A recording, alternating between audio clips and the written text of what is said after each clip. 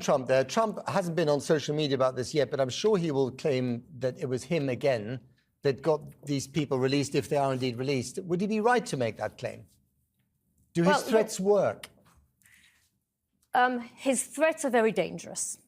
It's a very dangerous transactional tactic in negotiations that he's using that is fit for business and not so fit for very delicate, complex ceasefire, end of war, path to stability and peace. But if the hostages are released and the ceasefire talks continue, we go into phase 2, then his threats, he could argue, have worked. Well, no, I'm not suggesting that they're not working. I'm just suggesting there's a flip side of the coin, and the flip side of the coin is very dangerous. And we're treading a very, very fine line here all the time. Yeah.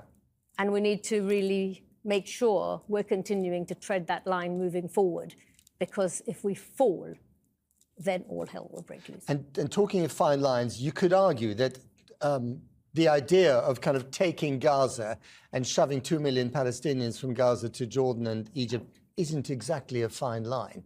No, but I don't think that's going to happen. I think what's happening behind the scenes is that the 5 Arab states are going to meet before the agreed summit on the 27th of this month, of February. They're going to meet soon, and they're going to unite under one plan, as opposed to having an Egyptian plan or a Jordanian plan or UAE plan. There's going to be one plan for Saudi Arabia, Egypt, Jordan, the UAE, and they're going to propose 3 to 5 years of reconstruction, beginning in Rafah, beginning in the south, then moving northwards. And they're going to ensure that there's no displacements outside the Strip. Of course, when you're reconstructing an area, you have to shift a kilometre here, a kilometre there. But there's been no displacement at all outside the Gaza Strip. And that will be the counter plan. Right. And is it your understanding so far that President Trump will listen to them when they say, we don't want these people here, we want to reconstruct and help with that, but we don't want them in our country? I love the way you describe Trump. Listen, I don't think he listens to anyone, quite frankly, but I think he'll negotiate with them.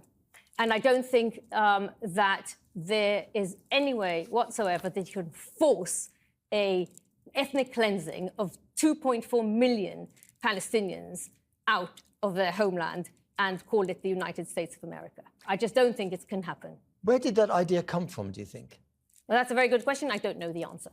I mean, it's almost as if, you can't take the man out of real estate, or rather, you can't take real estate out of the man. He's obsessed with rebuilding the Gaza Strip and having a sort of Mar-a-Lago on sea. He's obsessed with money, with power.